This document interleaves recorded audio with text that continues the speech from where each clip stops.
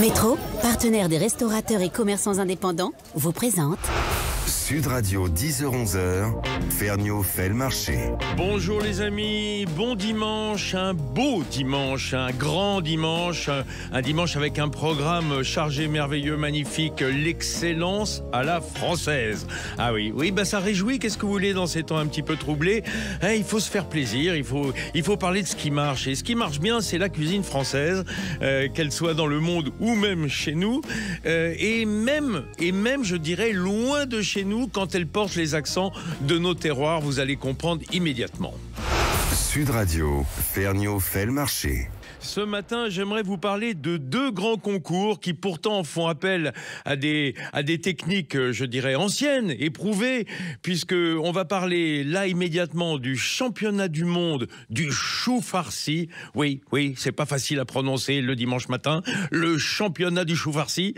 Et on va parler après du championnat du monde de l'œuf maillot. Deux produits de bistrot, deux produits de nos terroirs, mais qui connaissent un succès absolument énorme. Et on va commencer tout de suite avec figurez-vous, un grand chef, un Cantalou du bout du monde, Julien Royer, qui est avec nous ce matin. Bonjour Julien. Bonjour Vincent, bonjour à tous et à tous. Comment allez-vous, chef? Alors, j'ai pas encore dit que je vous ai passé un coup de fil. Quand je dis de l'autre bout du monde, vous êtes à Singapour, où vous êtes installé au restaurant Odette, votre restaurant 3 étoiles au guide Michelin. Et pourtant, Julien, c'est assez étonnant. Vous dites une sorte de néo-brasserie, bien que vous soyez multiplement étoilé. Alors attention, il y a deux restaurants, deux établissements. Donc je suis installé en effet à Singapour, où nous avons le restaurant qui s'appelle Odette, qui est un restaurant de cuisine gastronomique, d'ADN de cuisine française avec pas mal de touches asiatiques. Donc là, c'est un restaurant où en effet on a été récompensé de 3 étoiles Michelin, qui est ouvert depuis bientôt 10 ans. On va célébrer les 10 ans l'année prochaine. Et il y a 3 ans, nous avons ouvert un autre établissement qui s'appelle Claudine, qui lui en effet est on a envie de dire que c'est une brasserie française, dans l'esprit, avec des marqueurs forts de cuisine française, des plats forts de la cuisine française de nos régions. Voilà. Ah bon. Donc c'est deux établissements bien différents. Alors je vous ai surnommé le Cantalou du bout du monde parce que vous portez vraiment ce terroir auvergnat, le Cantal, que je considère comme certainement un des 3 plus beaux départements de France. Vous avez réussi dans une terre qui est lointaine, certes, qui est très bigarrée, parce que il faut rappeler, Singapour, bien que ce soit un État indépendant, c'est 75% de population d'origine chinoise, avec la cuisine qui va avec, plutôt la Chine du Sud, vers Canton, etc.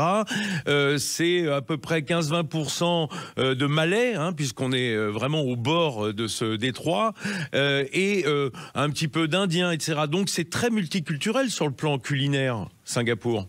C'est ça, absolument. C'est vraiment, d'un point de vue géographique, c'est vraiment le carrefour de l'Asie du Sud-Est. Ouais, le bout de l'Asie du Sud-Est, quoi.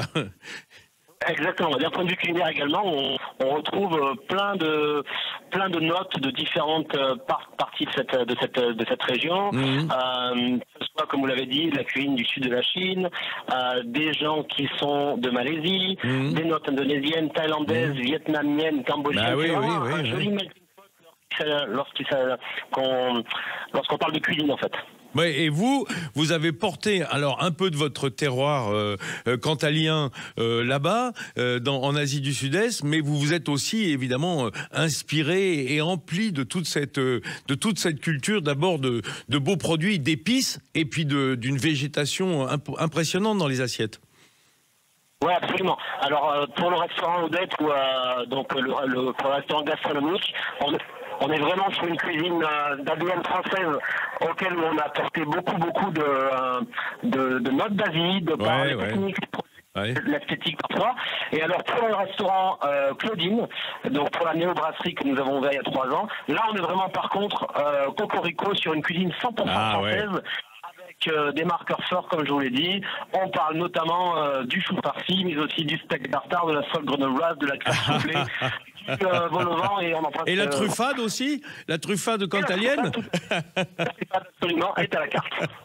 Bon, alors, Julien Royer, c'est d'ailleurs ce qui nous occupe ce matin. J'aurais dû faire la place à l'une de vos cuisinières, Bernadette, qui est à côté de vous, Bernadette, ce matin?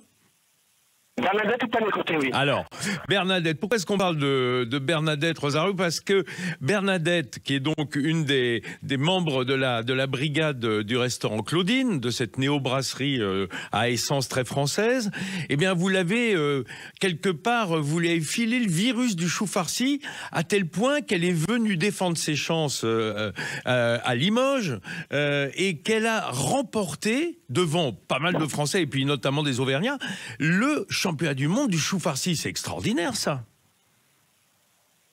Ah, je vous ai perdu. Absolument. Oui. Donc elle a participé au concours du chou farci, Ouais. où on a eu la chance de pouvoir remporter la compétition. Elle a remporté la compétition, et c'est une recette de famille, hein, finalement. Bah, j'imagine.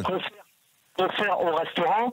Alors, la recette de famille en question, c'est un petit peu embourgeoisé. Ouais. On s'est permis de mettre un peu de foie gras à l'intérieur, chose que ma maman et ma grand-mère ne faisaient pas. Non, j'imagine. C'est le prénom de ma mère, donc c'est un hommage, c'est un héritage affectif, c'est un hommage à celle qui m'a bien nourri quand j'étais enfant, et la recette du chou farci est la sienne.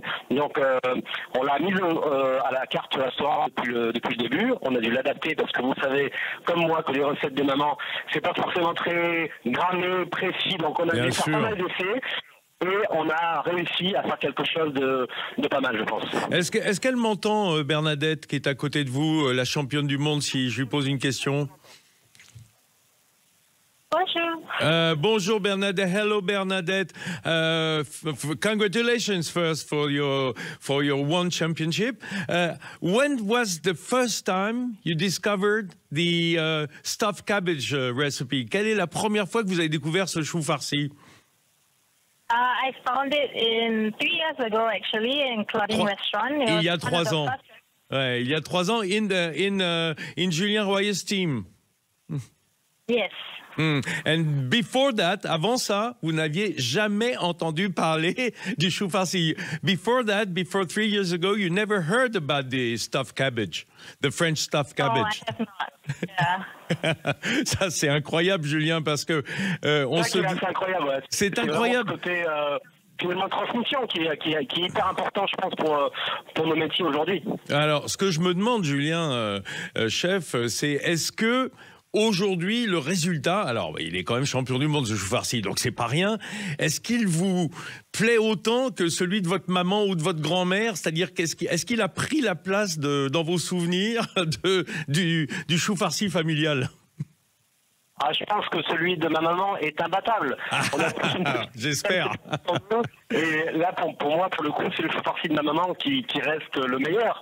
Maintenant, celui-ci a été inspiré de la recette familiale. Ouais. A été mis en place pour un restaurant, donc c'est vraiment une recette qu'on sert tous les jours au restaurant, et on doit vendre à peu près une 50aine ou une 60aine de choux farcis par semaine. Donc si vous voulez, on a vraiment fait une recette qui soit, je pense, qui est délicieuse, qui a vraiment cette notion de gourmandise, tout en gardant l'ADN du chou farci, une recette avec un bon braisage, avec un bon jus de braisage, un côté fondant, un côté ultra réconfortant finalement. Alors je voudrais excuser la liaison qui est pas optimale, mais je rappelle que vous êtes ce matin et vous en fin d'après-midi à Singapour, donc mais je voulais absolument vous avoir. Un dernier mot, cher Julien, je me pose la question du sourcing et de votre marché à vous, hein, puisque l'émission s'appelle Ferniaud fait le marché. Moi je dis, comment est-ce que Royer fait le marché à Singapour? On sait que Singapour,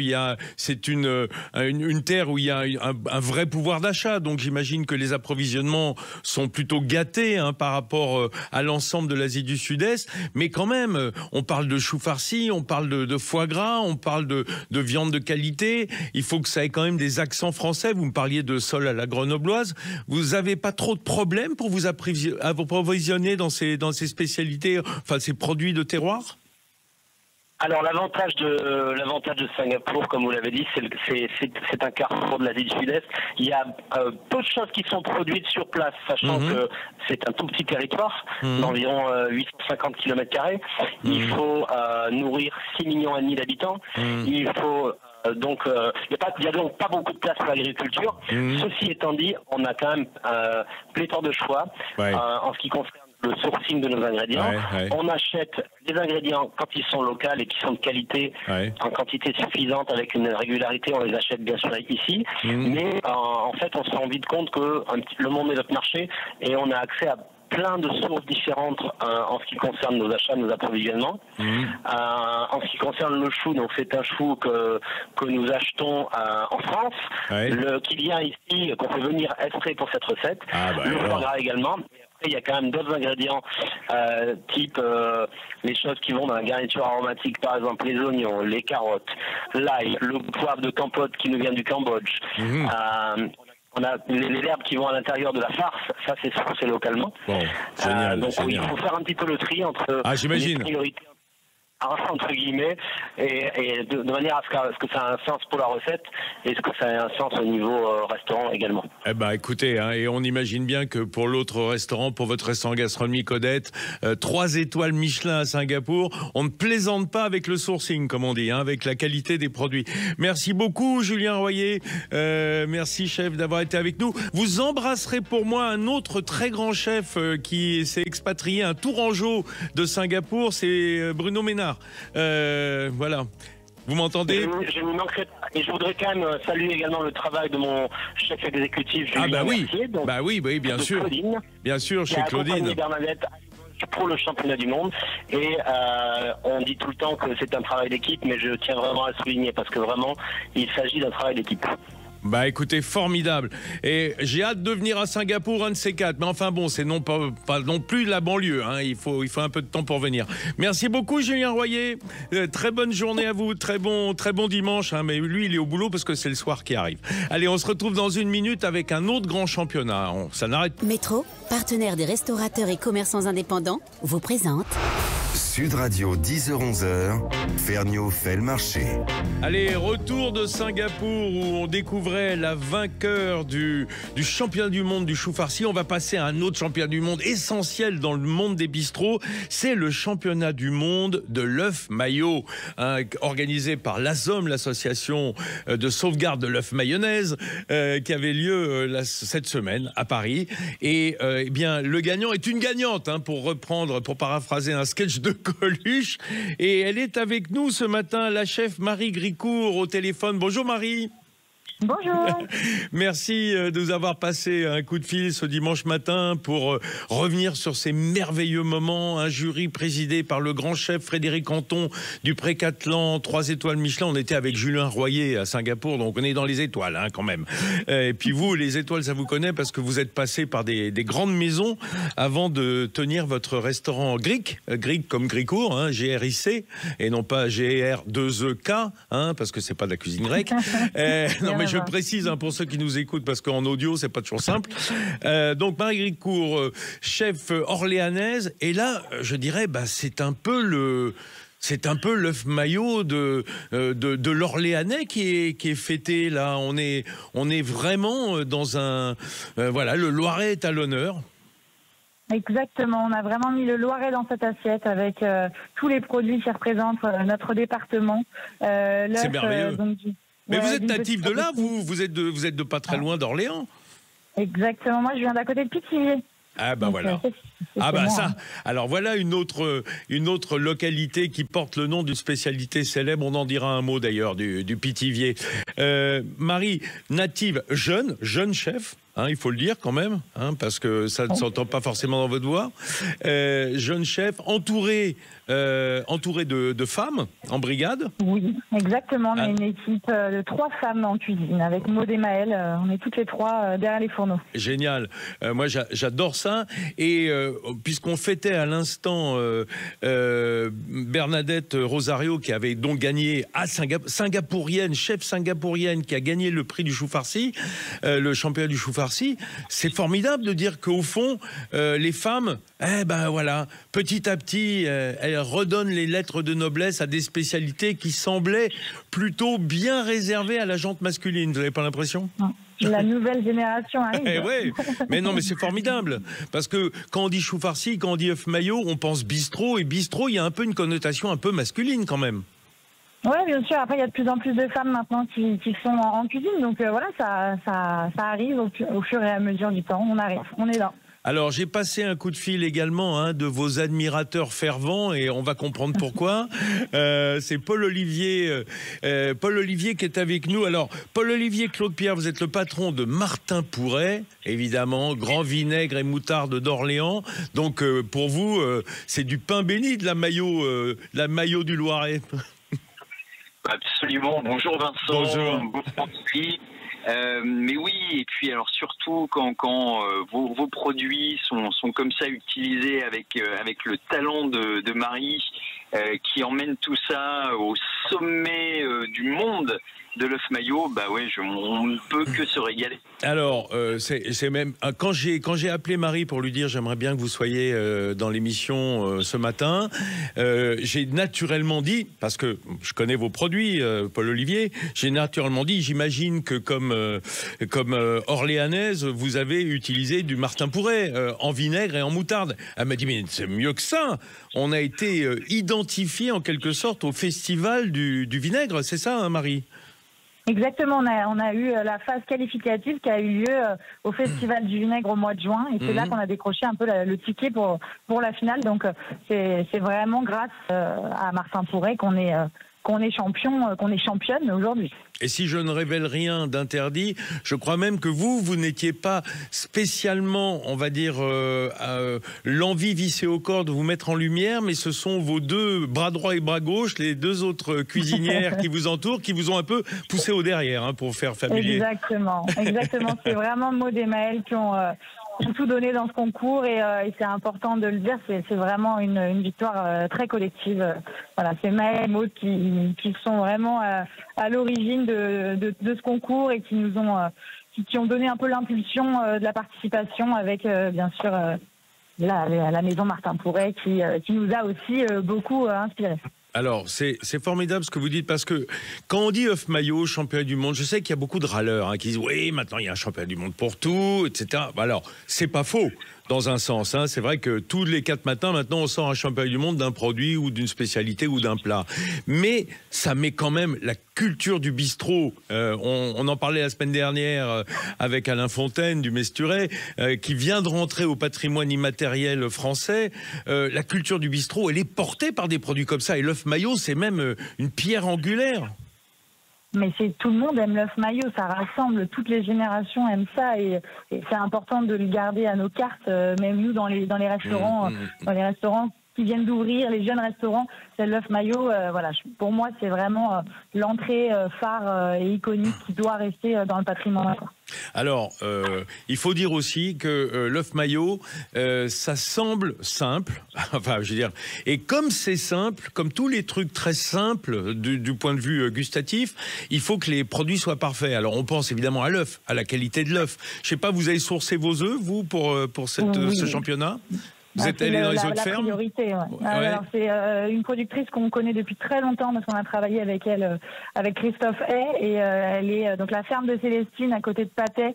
Et ses œufs. Alors Christophe Hay, je précise, Fleur de Loire à Amboise, 2 étoiles au guide Michelin, qui a été votre mentor parce que vous avez été sa chef à la table d'à côté. Voilà, je fais le résumé. Exactement. Et donc c'était déjà un œuf, enfin une production qui était utilisée quand vous étiez à la table d'à côté. Ouais, exactement. Moi, je la connais depuis 3 ou 4 ans maintenant, et Julie, c'est devenu une amie, et ses œufs, ils sont dingues, quoi. Et tout part de là, tout part d'un bon œuf et ensuite d'un bon assaisonnement, d'une bonne cuisson et d'une bonne mayonnaise. Ah oui, alors la mayonnaise, parlons-en. Il y a un truc qui évidemment arrange bien Paul-Olivier et Martin Pourret, c'est que à l'origine, la mayonnaise, il n'y a pas de moutarde. Quand on met de la moutarde, c'est de la rémoulade. Mais aujourd'hui, il faut bien le dire, Paul-Olivier, tout le monde fait de la mayonnaise en partant de jaune d'œuf et moutarde. Parce que la mayonnaise telle qu'on l'a mangée à l'époque d'Escoffier sans moutarde, c'est un peu grassou et ça manque un peu de peps, non? Ben oui, absolument. Alors, et pour mémoire, c'est vous qui m'aviez appris effectivement que la mayonnaise au départ ne comportait pas de moutarde. Mais c'est vrai qu'aujourd'hui, c'est rentré dans les habitudes. Et puis, c'est génial parce que quand on écoute notamment les membres du jury de ce championnat du monde organisé par eh bien, on a systématiquement des remarques sur, voilà, ça c'est une belle mayonnaise, bien moutardée. Relevée, goûteuse. Exactement, qui apporte vraiment un peps au côté très rond, très gourmand de l'œuf, et c'est cette rencontre qui rend ce produit gourmand et aimé du plus grand nombre. Marie Gricourt, j'ai pas goûté votre mayonnaise, mais je crois je suis pas très loin à mon avis, vu qu'on utilise un peu les mêmes ingrédients. Toutefois, je vous ai pas demandé, vous prenez une moutarde broyée ou une moutarde où il reste des graines, une moutarde à l'ancienne, vous, pour démarrer? Broyé. J'ai pris un peu de broyé, après j'ai pris de la moutarde à l'ancienne. Il y a beaucoup plus de moutarde à l'ancienne que de moutarde broyée. Ah, voilà. Et donc ça donne un grain, hein, ça donne un grain et un goût aussi. Parce qu'il reste de la moutarde brune. Ouais. Exactement. Ça, c'est absolument génial.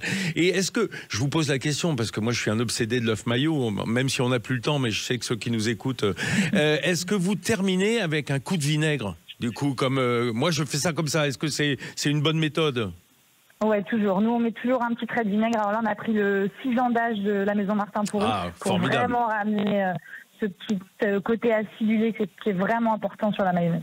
Alors, c'est important, Paul-Olivier, on va en terminer là-dessus, que le dernier coup de vinaigre, c'est comme la giclée de vin jaune dans le poulet au mori, c'est ce qui va apporter l'arôme final, donc on a besoin d'un grand vinaigre, hein, parce qu'il n'est pas du tout transformé, celui-là, du coup.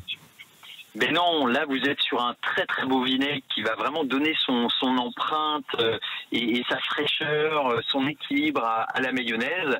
Et en l'occurrence, c'est vrai que le 6 ans d'âge utilisé par Marie est un très joli vinaigre de vin blanc qui a fermenté en fût de chêne et il a eu une maturation pendant 6 ans dans un de nos foudres. C'est un très très joli produit, c'est vrai. Allez, c'est beau quand on parle. Ah oui, ça donne envie. Hein.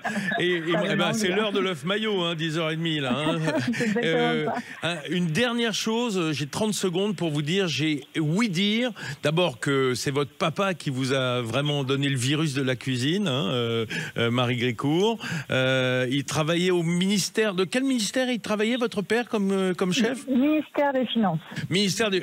elle a dû faire des vols au vent financières, alors. Oh là oui, alors. Et juste un dernier mot, il paraît qu'il a un potager à Pithiviers. Hein. On parlera du Pithiviers une autre fois, je suis désolé. Il a un potager où il vous a fait pousser de la santoline. C'est ça qui aurait donné la dernière particularisme à votre œuf maillot? Ouais, exactement. Après, c'était surtout, on avait envie d'avoir la petite contribution de papa dans cet œuf. Ah oui, oui. Et voilà, ce côté herbacé, la santoline qui est une herbe assez puissante. Et puis, c'était le petit porte-bonheur sur le dessus de l'œuf. Il était avec moi. La dernière touche. Ce jour-là. Voilà, c'était l'esprit de papa était tout dans la santoline, sur l'œuf maillot, et ça apporte un peu de peps supplémentaire. Merci beaucoup, Paul-Olivier, d'avoir été avec nous pour la maison Martin Pourret. Merci, Marie, et bravo encore à votre équipe, à votre brigade de femmes qui remporte haut la main l'œuf maillot. Ça me fait très plaisir. On se retrouvera, je viendrai les goûter à Orléans. Je ferai le déplacement pour vos œufs maillots. Ah bah si, ça mérite. Allez, on va continuer l'émission avec des beaux produits d'appellation, parce que là aussi c'est une victoire française, une nouvelle AOC, vous allez comprendre tout de suite après ça.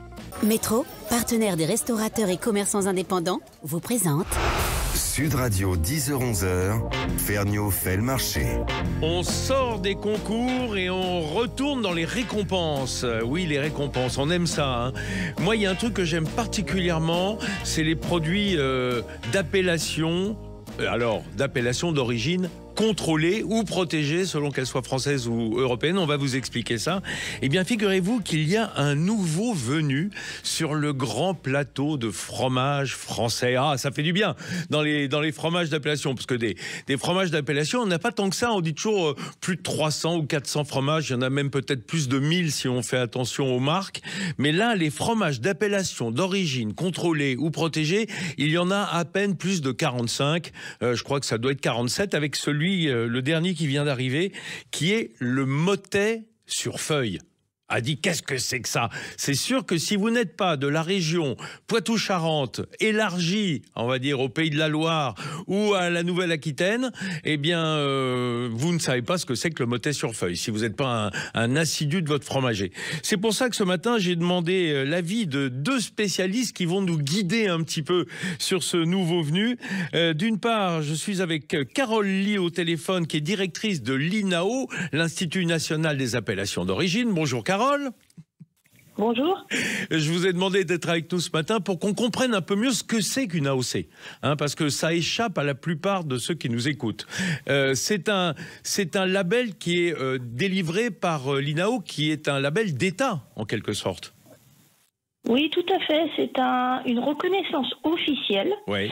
Et derrière cette reconnaissance officielle, il y a pour les opérateurs l'obligation de respecter un cahier des charges qui va garantir le lien à l'origine du produit, le lien au terroir, donc qui est constitué d'un climat et de savoir-faire de producteurs et de transformateurs. Et également qui va garantir la typicité du produit. Ah oui, c'est-à-dire, voilà. Pour faire simple, on peut dire que c'est à la fois le lieu, le savoir-faire sur une aire géographique et surtout la singularité, c'est-à-dire que celui qu'on fait à cet endroit-là ou la spécialité qu'on fait à cet endroit-là, on ne pourrait pas la faire ailleurs. C'est un peu ça pour faire simple. Exactement. Oui. Et c'est aussi donc il y a un logo AOP qui est un logo à terme qui sera européen, y compris pour le motet, même si c'est pas encore le cas, et qui permet de protéger le produit contre défaut notamment, puisque tout fromage qui ne correspond pas au cahier des charges ne peut pas s'appeler. Ah oui, ne peut pas prétendre à ce nom, voilà, avec l'appellation qui l'accompagne. Alors, avec nous en ligne ce matin, Laetitia Gabory, qui est meilleure ouvrier de France fromagère. Et bonjour Laetitia. Bonjour Vincent.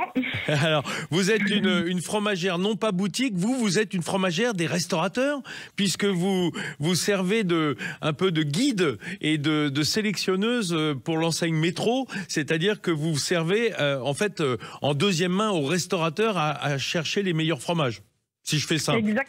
Exactement, donc ça fait partie de mon travail, mais aussi dans la formation, aussi pour des restaurateurs, mais aussi pour des crémiers fromagers ou pour des commerciaux, donc c'est vraiment assez divers, mais c'est vraiment la formation pour transmettre notre belle passion qui est le fromage. Et tout ça, le meilleur fromage possible.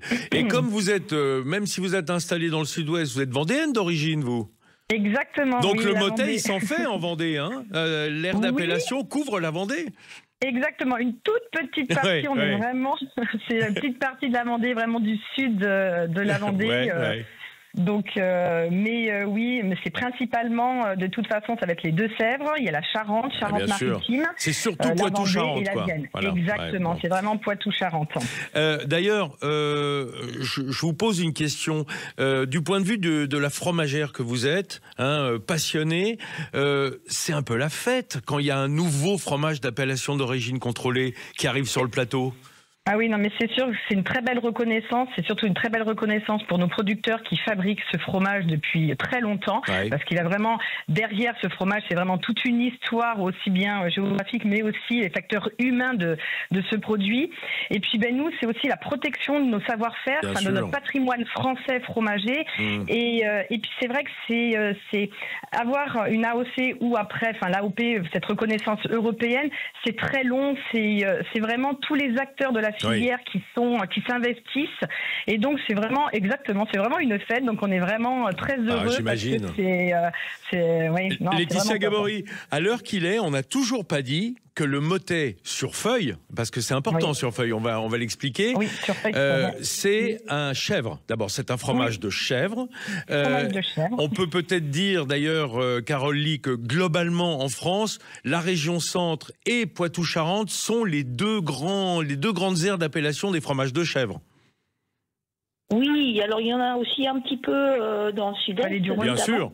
Voilà. Vallée du Rhône. Effectivement, c'est une zone importante de fromage de chèvre. Oui, et notamment le Poitou-Charentes avec le fameux Chabichou, hein, qui est un peu le porte-étendard du Poitou en matière de fromage de chèvre. Eh bien, le Mottet le rejoint. Alors, ce qui est intéressant, Laetitia Gabory, et vous allez nous expliquer en quoi c'est déterminant, c'est cette feuille de chêne, justement, parce que ça en fait un peu le cousin poitevin du Banon. Hein, le Banon provençal, c'est un peu le même système. Tout à fait. Alors, le Banon, la spécificité, c'est qu'il est recouvert vraiment de feuilles de châtaignier. Donc, lui, on ne le voit pas, le fromage, on ne le voit pas. Oui, je dis de chêne, c'est du châtaignier, pardon. Oui, j'ai fourché. Donc, c'est du châtaignier, c'est pas grave, Vincent. Et donc, par contre, le Mottet sur feuille, il est posé sur une seule feuille de châtaignier. Ce qui est la spécificité, c'est vrai que cette feuille de châtaignier provient de la zone géographique de production. Donc, c'est vraiment des châtaigniers qui sont... Non, mais voilà, c'est très important de le spécifier. Donc, on va récolter ces feuilles de châtaignier, elles vont être bien sûr nettoyer, mais elles vont conférer aussi à la spécificité du fromage pour déjà la flore bactérienne, mais aussi pour l'humidité et après pour apporter aussi les arômes de ce fromage. Donc vraiment, elle a vraiment une importance sur ce fromage-là. Laetitia, oui, c'est pas uniquement un petit papier pas cher pour emballer. On peut dire que les tanins de la feuille, les tanins du bois, enfin du châtaignier, se transmettent au fromage ? Exactement. Plus on va vers l'affinage avec cette feuille de châtaignier, et plus on va avoir une complexité aromatique sur des notes un peu de boisé, de côté végétal. Comme il y aurait du bois dans le vin, là on le met dans le fromage, en fait. Exactement. Alors, ce ne sera pas aussi typé que dans le vin, mais c'est vrai que ça va apporter vraiment de la subtilité au produit. Oui, ça se communique, quoi. C'est vraiment... Il y a une osmose entre la feuille de châtaignier et le fromage qui est posé dessus. Exactement, non. Alors, AOC, AOP, moi, je m'y perds un tout petit peu, Carole Lee. D'abord, combien est-ce qu'il faut de temps? Parce que je crois que les Français ne se rendent pas toujours compte que pour obtenir une AOC, c'est pour ça qu'on dit que c'est la fête, c'est très, très long entre le dépôt du dossier et l'obtention. Oui, alors dans ce cas-là, ça a été très long, ça a pris une vingtaine d'années. Oh là là, c'est fou, hein. Mais c'est d'abord lié, il faut bien comprendre que c'est d'abord une initiative à l'origine des opérateurs locaux. Oui. Donc il faut réussir à créer un collectif d'opérateurs qui se mettent d'accord sur les règles qu'on va mettre dans le cahier des charges. Et ensuite, il y a un dialogue avec d'autres professionnels de France au travers de l'INAO pour s'assurer que ce qui est voulu par les opérateurs corresponde aux exigences d'une appellation. Mais Carole Lee, ce qui a été très long dans ce dossier, c'est justement que ce collectif se constitue et se mette d'accord sur les règles. Et soit solide. Voilà, exactement. Ouais, parce que, évidemment, ce serait un échec horrible pour l'INAO qu'une AOC disparaisse, en quelque sorte. Et donc, il faut l'assurance, en quelque sorte, que ça perdure. Oui, bien sûr. Il faut l'assurance qu'on est un collectif. C'est pas tout d'obtenir une appellation. Ensuite, il faut la faire vivre. Il faut la faire connaître. Il faut la protéger. La promouvoir. Et ça nécessite qu'on ait un groupe humain derrière qui soit soudé. Et alors, ça prend du temps. Le chemin naturel, c'est d'aller vers l'AOP, parce que je le rappelle, l'AOP, l'appellation d'origine protégée, c'est le pendant européen de l'AOC française. Exactement. En fait, ça se fait en deux temps. D'abord, il y a une reconnaissance par les autorités françaises de l'AOC. Donc, tout le travail est fait en France. Et ensuite, le dossier est transmis à Bruxelles qui valide et étend la protection à l'ensemble de l'Union européenne. Et donc, à ce moment-là, on passe d'AOC à AOP. D'accord. Alors, moi, je me pose une question et après, on va parler du goût de ce Mottet sur feuille avec Laetitia Gabory, une minute de plus. J'ai une question. Pourquoi le Cantal, qui a obtenu son AOC il y a bien longtemps, je crois dans les années 50, 55 ou 56, pourquoi n'est-il jamais devenu AOP? Il y est. Ah, il y est? Parce que aujourd'hui, tous les fromages, Vincent, AOC sont devenus AOP. Sauf maintenant la Mottet sur feuille, mais tous sont AOP. Parce que pendant 30 ans au moins, ou 40 ans, il y avait une AOC sur le Cantal. J'ai raté un épisode alors. Tant mieux. En fait, la réglementation européenne qu'on applique aujourd'hui date de 92. Oui. Donc, tous les fromages sont devenus AOP par la suite. En fait. Ah ouais, donc c'est la suite logique en fait. Aujourd'hui, le terme AOC peut à la limite être oublié. C'est juste une étape vers l'AOP. Ah bah c'est ça que je ne savais pas. C'est-à-dire que automatiquement, si on a une AOC, c'est validé par l'Europe. Oui, en principe, on fait le cahier des charges pour le valide et ça prend un peu de temps. L'AOC et mais là, du point de vue administratif, pour le coup, oui, il n'y a pas de remise en cause. Oui, ok. Voilà. Bon. Très bien. Laetitia Gabory. Pour conclure, en une minute, dites-moi, c'est quoi gustativement ce motet? À quoi ressemble-t-il?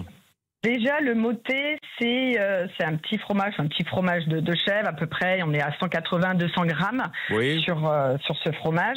Il a donc c'est un fromage qui va avoir des arômes quand même lactés, un petit peu levurés, des notes animales donc assez subtiles, le côté caprin. C'est vraiment l'animal qui va ressortir. En fait, tout dépend aussi des affinages que l'on peut avoir vont être marqués. Si on veut plus de typicité, c'est vrai qu'il faut aller sur des affinages un peu plus poussés. Alors, le minimum d'affinage, c'est 12 jours. Donc ça, c'est vraiment le cahier des charges qui a défini. Après... vous préconisez combien plutôt?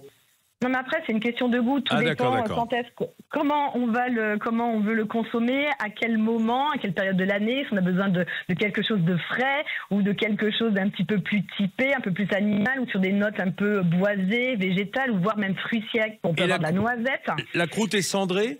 Enfin, on y met du charbon ou pas? Alors, c'est une pâte molle à croûte naturelle. Naturelle, d'accord. C'est vraiment le côté blanc. Parfois, en suivant l'affinage, on peut avoir des moisissures un petit peu bleutées, comme les chèvres, qui peuvent apparaître sur le fromage de chèvre. Donc, ce qui est complètement normal. Attention. Et la peau de crapaud aussi. Alors moi je dis plutôt, parce que peau de crapaud c'est pas toujours vous aimez bien pas perçu. Moi je dis plutôt une croûte un petit peu ridée, des volutes. Enfin voilà, c'est vraiment plus poétique on va dire. Donc, mais c'est l'appellation classique de dire la peau de crapaud pour les Saintes-Maures, pour les selles ou voilà, enfin pour tous ces chèvres du centre de la France. Bon, merci beaucoup Laetitia Gabory. Vous m'avez donné envie d'une tartine là. C'est terrible vous avez bien raison. Et merci beaucoup Caroline d'avoir été avec nous, directrice de l'INAO, pour nous expliquer un peu comment ça se passe. Voilà, et bonne fête à tous ceux qui vont découvrir le motet sur feuille. Et merci beaucoup. On se retrouve dans quelques secondes. Je vais vous parler d'un autre grand produit de saison, aussi appellation d'origine protégée. Métro, partenaire des restaurateurs et commerçants indépendants, vous présente... Sud Radio, 10h-11h, Ferniaud fait le marché. Allez mes amis, on va terminer l'émission en beauté. On continue dans les beaux produits d'appellation, mais là c'est un produit carrément de saison. C'est pour ça que je voulais vous faire un petit focus ce matin sur les moules. Et oui, c'est la saison des moules. Et les moules, c'est bon, c'est délicieux, c'est pas cher, ça se cuisine parfaitement et facilement. Et en plus... Vous le saviez peut-être pas, mais on a une très grande moule de terroir en France. C'est la moule de Bouchot de la baie du Mont-Saint-Michel, appellation d'origine protégée. On en parlait à l'instant avec la directrice de l'INAO. Ces appellations d'origine qui nous assurent des meilleurs produits. Eh bien, cette moule du Mont-Saint-Michel, de la baie du Mont-Saint-Michel, eh bien, il faut en trouver et en acheter et en manger. Et on est ce matin avec Hugo Cornet, qui est le président du comité de la moule de Bouchot de la baie du Mont-Saint-Michel. Bonjour Hugo. Bonjour Vincent. Alors il faut savoir que votre terroir, il est vraiment à la, on va dire à la naissance de la Bretagne, en Ille-et-Vilaine, là dans cette baie du Mont-Saint-Michel. C'est vraiment à mi-chemin entre le Mont-Saint-Michel et Saint-Malo, si des gens ont ça en tête, au-dessus de Dol de Bretagne, autour du Vivier-sur-Mer, c'est ça? Tout à fait. Voilà. Et c'est marrant parce que les gens oublient trop souvent que l'Ille-et-Vilaine, alors c'est vrai qu'on pense à Rennes et on pense à l'intérieur des terres, il y a cet accès à la mer avec justement ce merveilleux produit. Qu'est-ce qu'elle a de particulier, votre moule, dans la baie du Mont-Saint-Michel? Déjà, c'est un goût incomparable, qui est légèrement sucré. La douceur. Exactement, qui est certainement dû à l'exondation qui que les moules ont pendant leur croissance, parce que nous avons le plus gros marnage d'Europe. Le marnage, c'est-à-dire que le plus grand mouvement, le mouvement de marée entre la pleine mer et la marée basse. Et du coup, elles n'arrêtent pas de manger, hein, parce que c'est un coquillage qui filtre en fait l'eau, la moule, comme pour l'huître. Tout à fait. Tout à fait, mais en période d'exondation, donc quand la moule est à l'air libre, par contre, elle est refermée sur elle-même, et ce qui donne une caractéristique de goût assez spécifique. Oui, bien sûr. Et dites-moi, parce que je me rends compte à vous en parler, moi j'adore ça, hein, et je suis pas le seul, hein, les Français aiment les moules, on le sait bien. Ce coquillage, on ne connaît pas son mode d'élevage, parce qu'en définitive, vos copains ostréiculteurs communiquent souvent beaucoup plus, avec beaucoup de moyens, sur les techniques d'élevage des huîtres, mais la moule, on sait moins bien. D'abord, il faut le rappeler, quand on dit moule de Bouchot, c'est pas un lieu, hein. Le Bouchot, c'est ce pieu. C'est la méthode culturelle, le Bouchot. Ouais. Le Bouchot sont donc, faire simple, sont des pieux qui sont plantés à marée basse. À quelle profondeur ils sont plantés, ces pieux? Alors, c'est des pieux généralement qui font entre 5 et 6 mètres de long, et enfoncés entre 2,50 mètres et 3 mètres dans le sol. Pour avoir, entre guillemets, en moyenne, 3 mètres hors sol. Histoire que ça tienne, quoi, parce qu'il vaut mieux. Hein. Sinon... on est malgré d'être dans une baie, c'est une baie qui est assez ouverte, donc on subit souvent le vent. Même très régulièrement. Et qu'est-ce qui fait qu'à cet endroit-là, on a identifié le lieu comme étant propice aux moules, plutôt qu'aux huîtres, par exemple? Pour la méthode culturelle pour le Bouchot, pour la petite histoire, c'est mon arrière-grand-père qui en 1964 est parti de Charron, donc en Charente-Maritime. Voilà, c'est ça. Il y a quand même eu une sorte une guerre de sécession. À un moment donné, sont quand même des Charentais qui sont partis avec leur pratique. Oui, parce qu'il y avait un souci en Charente, il y avait le mytilicola, donc c'est un ver qui se met et qui font mourir les moules. Enfin bref.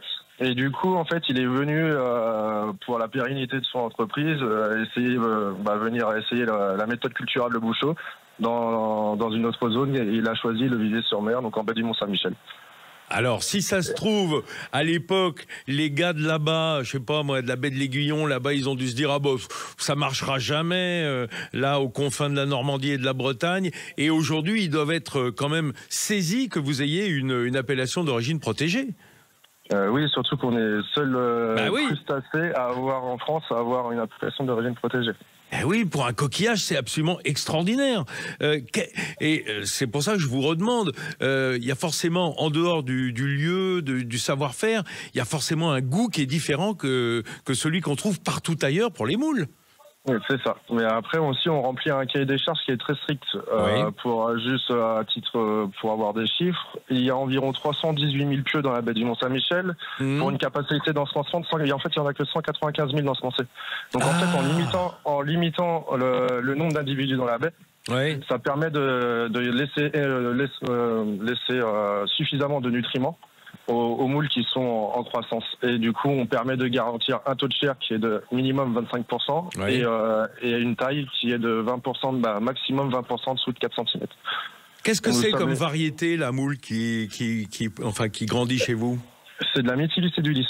Et du lys, c'est-à-dire vraiment la moule typique de nos littoraux. Et vous êtes mytiliculteur de naissance, on peut dire, au fond? Oui, parce que ce sont vraiment des métiers passion qui prennent énormément de temps. Et c'est vrai que si on n'est pas baigné dedans, c'est difficile de s'y mettre après. Alors je vous pose la question parce qu'elle est toujours d'importance quand on parle de ce genre de produit. Est-ce que l'appellation d'origine protégée valorise mieux vos produits? Est-ce que vous les vendez mieux que si elles n'étaient pas protégées par cette appellation? Bien sûr. Bien sûr, ça permet de valoriser nos produits et de garantir en plus un produit de très bonne qualité aux consommateurs.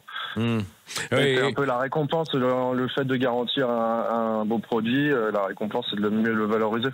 Parce que la moule, c'est un peu pas l'ennemi de l'huître, mais enfin vous êtes un petit peu les irréductibles mytiliculteurs au milieu des ostréiculteurs quand même. Moi, je trouve que non, ce sont deux produits totalement différents.